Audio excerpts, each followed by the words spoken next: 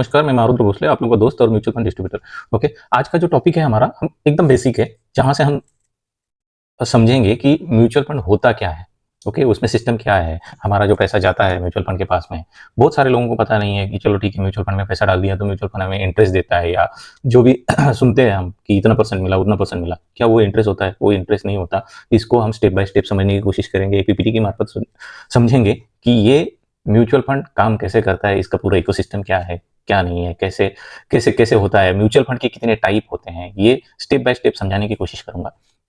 तो चलो स्क्रीन पे समझते हैं। ओके, पीपीटी बना के रखिए आप लोगों के लिए। तो what is the mutual fund? Mutual fund financially product है। Many investor pool their in money. मतलब क्या है कि म्यूचुअल फंड एक ऐसा इंस्ट्रूमेंट है कि जहां पे बहुत सारे लोग एक साथ में इन्वेस्ट करते हैं, उसको म्यूचुअल फंड बोलते हैं। जो म्यूचुअली बनाया गया है और कई सारे लोग उसमें पैसा अपना पूल करते हैं और उसको एक प्रोफेशनल प्रोफेशनल की मतलब वो 24 आवर उसी चीज के लिए बांधी ले, या उसको इंग्लिश में क्या बोलते हैं, मतलब कमिटेड है। ओके, तो ऐसा बंदा वहां पे बैठा हुआ है कि जो आपके पैसों को अच्छे से मैनेज करता है। मतलब मार्केट का हर एक उतार चढ़ाव उसको मालूम है, मार्केट में क्या हो रहा है, कहाँ से क्या न्यूज आ रही है, इकोनॉमी क्या बोल रही है, जीडीपी क्या बोल रही है, ये सारी चीजों का ज्ञान उसको होता है और वो अपना पैसा वहां पे बैठ के मैनेज कर रहा है। ओके, अभी म्यूचुअल फंड में कितने टाइप होते हैं ये भी समझना जरूरी है। तो इक्विटी म्यूचुअल फंड होता है, मतलब उसमें प्योर इक्विटी का एक्सपोजर रहेगा। इक्विटी का एक्सपोजर मतलब प्योर स्टॉक रहेंगे, मतलब 50-60 कंपनी के अलग अलग स्टॉक रहेंगे, उसमें अलग अलग उनका परसेंटेज रहेगा। मैं किसी एक का निकाल के दिखा दूंगा लास्ट में। ओके, और दूसरा होता है बॉन्ड म्यूचुअल फंड, जो कंपनीज के बॉन्ड होते हैं, गवर्नमेंट बॉन्ड होते हैं, उसका भी एक म्यूचुअल फंड होता है। गोल्ड कम्युनिटी फंड, तो मतलब गोल्ड हो गया आपका, जितने भी कम्युनिटी के जितने भी ये है उनका भी एक फंड होता है। और कैश और बैंक डिपॉजिट, जिसे लिक्विड फंड बोलते हैं, तो वो लिक्विड फंड होता है। मतलब चार टाइप होते हैं, चार समझ गए आप कि एक तो इक्विटी फंड होता है। इक्विटी फंड में क्या होता है, पूरा का पूरा एक्सपोजर हमारा सीधा सीधा इक्विटी मतलब स्टॉक में होता है। दूसरा होता है डेप्ट म्यूचुअल फंड, जिसमें क्या होता है, बॉन्ड होते हैं, उसमें फिक्स रिटर्न होता है और वो बैंक एफडी के आसपास में ही रहता है। और इक्विटी का जो है 12% लेके 25% तक भी चल सकता है। ओके, गोल्ड और कम्युनिटी का ये है कि जैसे मानो कि हमारा जो गोल्ड का प्राइस ऊपर नीचे हो रहा है, उसी गोल्ड के प्राइस के अगल बगल ऊपर नीचे वहीं पे चलता रहेगा। बस यहाँ पे एक चीज है कि यहाँ पे अगर हम गोल्ड फंड में इन्वेस्ट करते हैं तो हमें वो मेकिंग चार्जेस और ये बाकी चार्जेस नहीं देने देने पड़ते। यहाँ पे थोड़ा बहुत कुछ लॉकिंग वगैरह होता है, कंडीशंस होती है, मगर वो हम गोल्ड खरीदते हैं तो ना कि आज खरीद के अगले महीने या अगले हफ्ते बेचने के लिए लेते हैं। ओके, हम उसको तो 4-5 साल के लिए लेते हैं। और इसमें जो लॉकिंग पीरियड होता है वो 2 साल, 3 साल, 6 महीना, मतलब डिपेंड करता है उस स्कीम पे। ओके, और ये जो है कैश डिपॉजिट और लिक्विड फंड, जैसे हम बैंक में अपने सेविंग अकाउंट में पैसे रखते हैं, उसी टाइप का एक फंड होता है जहां पे हम कभी भी डाल सकते हैं और कभी भी निकाल सकते हैं। 1 से 1.5 घंटे का टाइम लगता है, जैसे डाल दिया, और निकालने के लिए भी 1 से 1.5 घंटा का टाइम मिलता है। जैसे हमें सेविंग अकाउंट में 4% का रिटर्न मिलता है, वैसे ही इसमें 6 से 7% का रिटर्न मिल जाता है। मतलब 5 से 6% सेविंग बैंक से अच्छा खासा रिटर्न मिलता है। अभी आगे समझते हैं कि म्यूचुअल फंड काम कैसे करता है। एक इन्वेस्टर जैसे कोई एसआईपी कर रहा है या कुछ लमसम डाल रहा है, कोई 50,000 रुपए लमसम डाल रहा है या कोई एसआईपी कर रहा है 5,000 की, उसका पैसा म्यूचुअल फंड में काम कैसे करता है और उससे उसको रिटर्न कैसे जनरेट होता है। ओके, उसको स्टेप बाय स्टेप समझेंगे। अभी ये इन्वेस्टर है, इन्वेस्टर अपना पैसा देगा एएमसी को। मतलब जैसे कि आपने एसआईपी में नाम सुने होंगे कि मैं एचडीएफसी में एसआईपी कर रहा हूँ, मैं एसबीआई में एसआईपी कर रहा हूँ, मैं आईसीआईसीआई में कर रहा हूँ, कोई पराग पारिक में कर रहा है, कोई निपॉन में कर रहा है।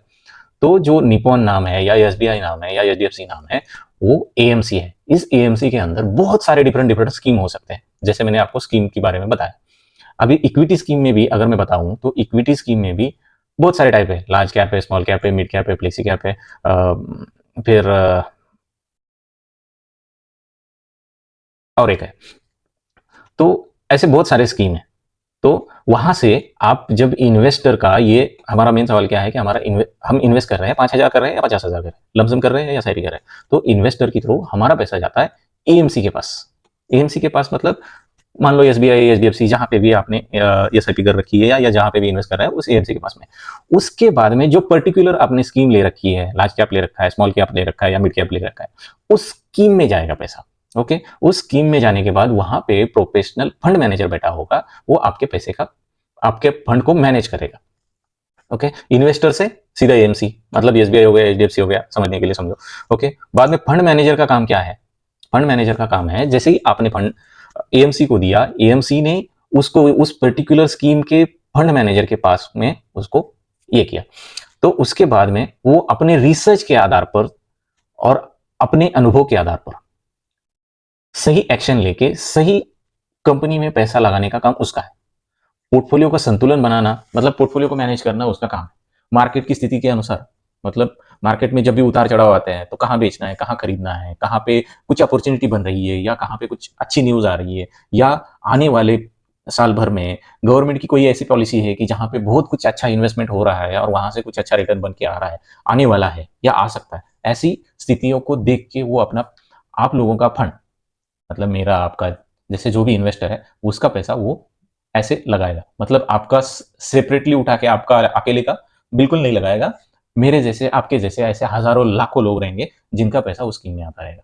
ओके, उसको उस रिसर्च के हिसाब से वो वहां पे इन्वेस्ट करेगा। ओके, तो जैसे अभी सभी निवेशक, मेरे जैसे आपके जैसे सारे के सारे निवेशक, जैसे कोई भी एक स्कीम में इन्वेस्ट कर रहे हैं तो वहां पे होता है पोर्टफोलियो। ओके, तो पोर्टफोलियो में क्या रहेंगे, 50 से 60 स्टॉक रहेंगे, उसको अलग अलग तरीके से मतलब परसेंटेज वाइज डिवाइड करके रखा होगा। किसी को 4% रहेगा, कोई 2% रहेगा, कोई 1% रहेगा, उस हिसाब से उसको डाइवर्सिफाई करके वो जो आपका पैसा है वो वहां पे इन्वेस्ट किया जाएगा और उससे मिलेगी आपको एनएवी। ओके, तो एनएवी मिलने के बाद, मतलब जो भी पैसा है, यहाँ पे 50 स्टॉक है, 50 स्टॉक में आपके पैसे डाल दिए गए और यहाँ से मिलेगी एनएवी, और आपके 5,000 रुपए में जितने भी यूनिट मिलते हैं उतने यूनिट आपको अलॉट होते रहेंगे, और वो यूनिट अलॉट होते होते होते आपका पोर्टफोलियो बन जाएगा। और जैसे ही एनएवी बढ़ेगी, आपके रिटर्न्स बढ़ते जाएंगे। जब आपके एनएवी की एनएवी बढ़ती जाएगी, रिटर्न भी बढ़ते जाएंगे, और जब आप बेचने जाओगे, यूनिट जिस भाव पे है उस भाव पे बेच के आप पैसा निकाल सकते हो। पोर्टफोलियो की जो ग्रोथ है या वैल्यूएशन है हमारी एनएवी से जुड़ी हुई है। चलो मैं उसको एक एग्जांपल के थ्रू मैं बताने की कोशिश करता हूँ, वेबसाइट पे लेके जाओ। तो ये है एसबीआई का स्मॉल कैप। ओके, इसका पोर्टफोलियो कैसे मैनेज किया है वो देखेंगे। मेन चीज हमें समझना है कि इसके पोर्टफोलियो में होता क्या है और कैसे होता है। ओके, तो यहाँ से जैसे 85% इन्होंने, 82% इक्विटी होल्डिंग रखी है। ओके, और जो बाकी का पोर्शन है वो अदर इन्वेस्टमेंट में इन्होंने डाला है। तो इसमें से इन्होंने कितने स्टॉक में इन्वेस्ट किया है? 64 स्टॉक में इन्होंने इन्वेस्ट किया है। तो इसमें ये हालांकि स्मॉल कैप है, इसके लिए ये लार्ज कैप में इन्वेस्ट नहीं करेंगे, तो स्मॉल कैप और मिड कैप में इनका ज्यादातर एक्सपोजर रहेगा। तो मिड कैप कंपनीज में इन्होंने 6.49% का अपना एक्सपोजर रखा है और स्मॉल कैप में 37% का रखा हुआ। ओके, तो अभी यहाँ पे देखो जो 64 कंपनीज है इनमें इनका परसेंटेज कैसे डिवाइड होता है। ओके, ईद पैरी में इन्होंने 2.9%, मतलब अगर 100 रुपए आपने इनको दिए हैं इन्वेस्ट करने के लिए, तो 2 रुपए 90 पैसे इन्होंने ईद पैरी में डाला है। एसबीएफसी फाइनेंस में इन्होंने 2 रुपए 80 81 पैसा डाला है। कल्पतरु पावर ट्रांसमिशन में 2 रुपए 70 पैसा डाला है। मतलब जिस कंपनी की जितनी ग्रोथ हो सकती है या उसमें जितना पोटेंशियल है उस हिसाब से इन्होंने वो पैसा डिवाइड करके डाला है, एक ही कंपनी में नहीं डाला है। अगर इसमें से 65 कंपनी में से 64 कंपनी इसमें एक 4-5 कंपनियां डूब भी जाती है, तो भी कोई फर्क नहीं पड़ने वाला है आपके पोर्टफोलियो को। आपका पोर्टफोलियो चलता रहेगा, आपकी रिटर्न्स जो है वो बनते रहेंगे। तो ये ऐसा होता है। तो मतलब आपको समझ में आया कि म्यूचुअल फंड क्या होता है, म्यूचुअल फंड में काम कैसे करते हैं, हमारा पैसा कहाँ जाता है, कैसे मैनेज होता है और कहाँ पे इन्वेस्ट होता है, ये सारी चीज़ें मुझे समझाने का काम था। तो और एक बात बताना भूल गया कि जैसे मान लो कि इसका जो लॉन्चिंग हुआ था, ये लॉन्चिंग हुआ था 2013 में।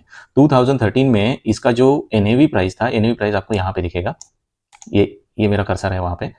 तो यहाँ पे देखो कि इसका जो प्राइस था 2013 में 12 रुपए, और 12 रुपए से ये पहुंच गया था 213 रुपए। मतलब कितने गुना परसेंटेज रिटर्न हुआ? 1560% का रिटर्न हुआ। कितने साल में? तकरीबन अभी 2025 चल रहा है तो 13 से 12 साल या 13 साल हो गया।